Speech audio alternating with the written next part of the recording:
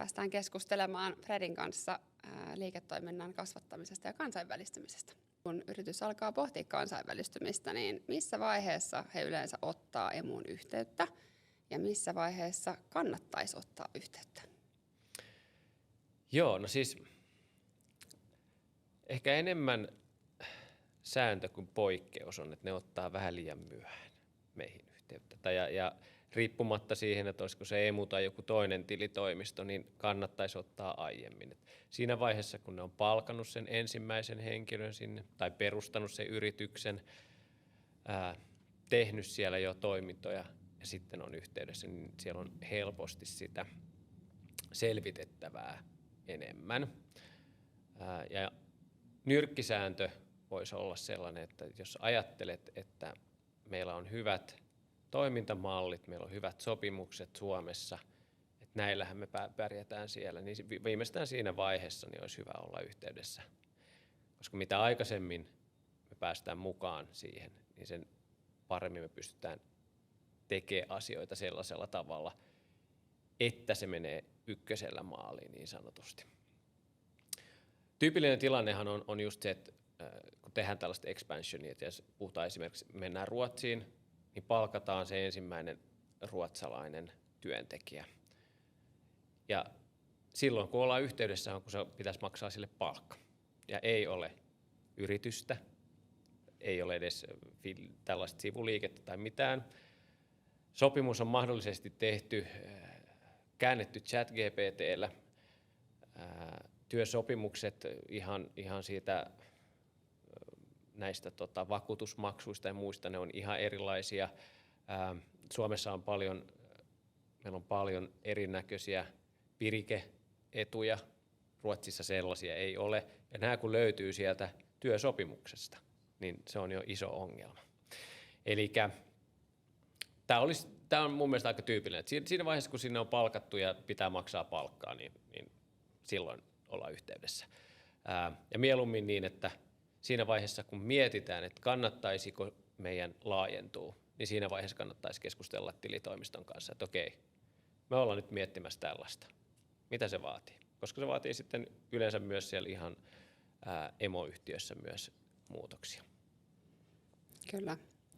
Ja tässä tosiaan yllätyksiä voi tulla, jos lähtee ihan soitellen sotaan, niin tässä tulikin jo esille, että nämä asiat voi niin kuin yllättää. Onko jotain muita asioita, kun lähdetään kansainvälistymään, niin mitä yllätyksiä sieltä tulee vastaan ja onko ne enemmän sitä, että onko tämä olikin niin kuin yllättävän raskasta ja työlästä vai mihin asioihin ne liittyy, ne yllärit?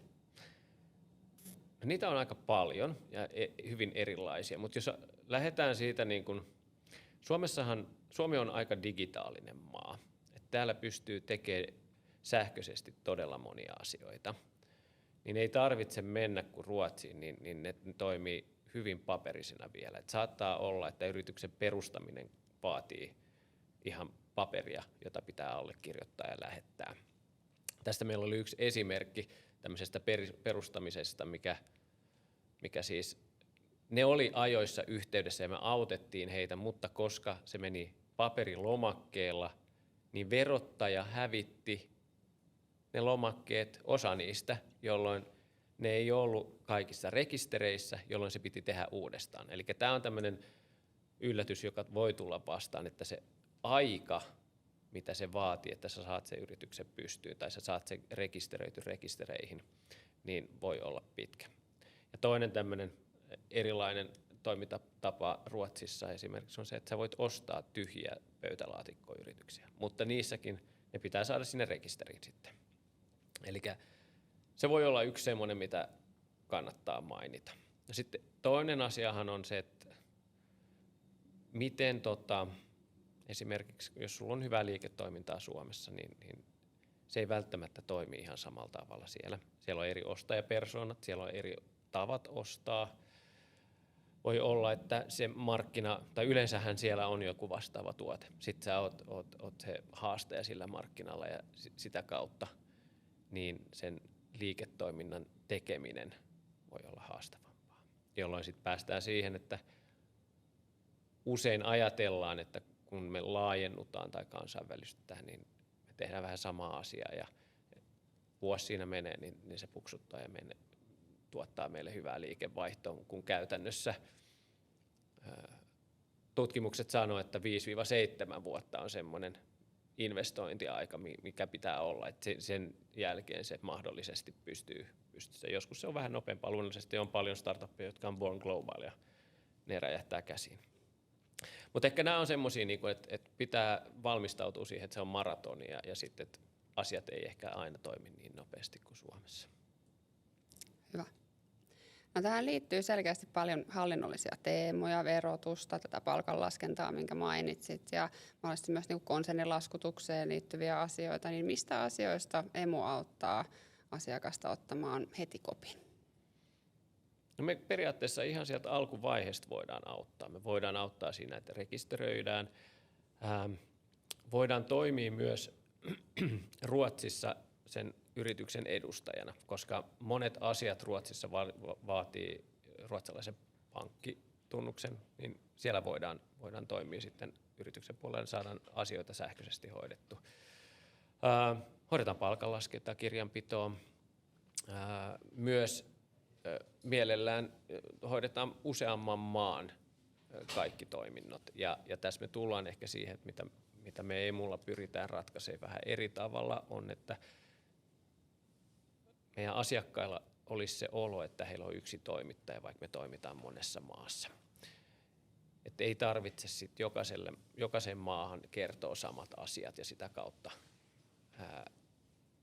vaikka brändi on sama, niin toimittaja on eri, niin me halutaan toimia niin, että se toimittaja tuntuu siltä, että sulla aidosti on vain yksi toimittaja. Me tiedetään, mitä tapahtuu Suomessa, me tiedetään, mitä tapahtuu Ruotsissa, Norjassa, Tanskassa, missä se nyt sitten onkaan.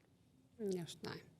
Ja tosiaan toimitaan Nordic-tiiminä tiiviisti yhteistyössä, niin tässä olikin esimerkkejä, miten se asiakkaalle näkyy, tuleeko jotain muuta konkretiaa, miten se yksi yhtenäinen Emu siellä Nordic-tasolla asiakkaalle näkyy.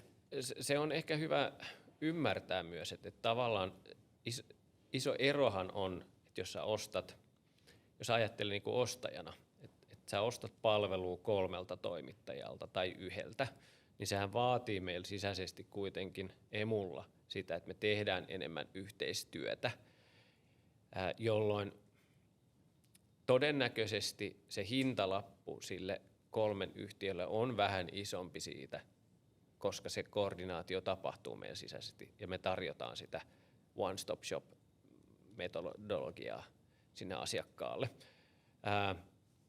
Ja suurimmat hyödyt on se, että me ymmärretään se liiketoiminta ja me ymmärretään se kokonaisuus, että ei tarvitse selittää. Ja sitten esimerkiksi konsernin puolella, niin sehän helpottaa tosi paljon, koska sitten me voidaan sisäisesti käydä sitä keskustelua, jos jotain muutoksia tai tarpeita on siellä. Kyllä, just näin jää se niin kuin tilitoimistokumppanuusverkoston hallinta sitten asiakkaalta siinä kohtaa pois. Kyllä, nimenomaan. Just näin. No, onko sulla kertoa esimerkkiä asiakkaasta, joka on tullut Emulle ja Emun puheille, että jos aikaisessa vaiheessa kertomaan kansainvälistymisen toiveista ja haaveista ja miten se vaikutti tähän kansainvälistymisen sujuvuuteen? Joo, siis on niitä, jotka tulee ajoissa. Saattaa olla, että ne on ollut meillä pidempään jo asiakkaana. Ja mehän pyritään lähtökohtaisesti, että me ymmärretään se liiketoiminta, me ymmärretään vähän pidempään, että minne ne on lähdössä tai mitä ne tavoittelee, jolloin sitten helpommin se tulee vastaan myös se kansainvälistyminen. Ja niissä me ollaan jo niin kuin aikaisessa vaiheessa sovittu, että okei, miten me lähdetään sitten tätä ratkaisemaan, missä vaiheessa me perustetaan se yhtiö ja näin. Helpostihan se kuitenkin on, että se on semmoinen tasapaino, että milloin on oikeasti sitten liiketoiminnallisesti fiksua lähteä versus se, että kaikkihan voi tehdä etukäteen. Mutta kyllä mä sanoisin, että silloin me päästään aloittamaan sitä liiketoimintaa nopeammin ja päästään aidosti niin kuin siihen ilman niin isoja haasteita. Tämä kerroin tuossa aikaisemmin sen haasteen, että vaikka me tehtiin sen, niin sitten saattaa olla, että joku lomake. Mutta kun se oli meidän hallussa, me huomattiin ja me pystyttiin sitten reagoimaan siihen. Jos asiakas itse olisi sen tehnyt, ei tiedä, että olisiko he huomannut sitä ennen kuin se palkanmaksu tai joku muu on edessä ja sitten se olisi mennyt taas vaikeaksi. Just näin. Sitten varmaan on erilaisia tapoja myös lähteä markkinoille tai hakemaan uutta markkinaa, että kuinka sit voidaan auttaa asiakkaita, jotka lähtee vaikka epäorganisesti yritysostojen kautta laajentamaan toimintaa. Joo, no siinähän Suomessa meillä on aika kattavatkin palvelut siihen, ja voidaan lähteä myös sitten muissa maissa kartoittaa niitä potentiaalisia ostokohteita. Mehän tehdään DD-prosesseja ja muita, niin sitä kautta me pystytään sitten myös auttaa paikallisesti. Et siellä. Meillähän on Emulla lisäarvopalvelun lakipalveluita ja talousjohtamisen palveluita, ja näitä pyritään myös sitten toimittamaan muissa maissa. Toki osittain nyt sitten kumppaneiden kautta muissa maissa, mutta malli sama.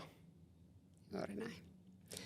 No, missä kohtaa asiakas sitten yleensä huomaa, että kansainvälinen liiketoiminta on niin sanotusti hallinnassa, eikä kuormita tarpeettoman paljon enää arkea?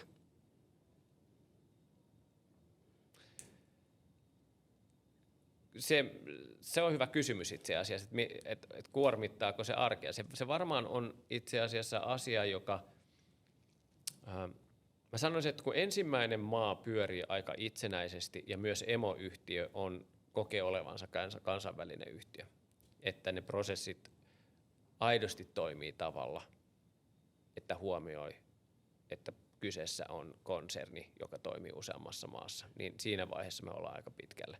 Siihen on helppo lisätä sitten useampi uusi maa, koska sitten ei tarvitse sitä emoyhtiöä niin paljon säätää. Kiitos.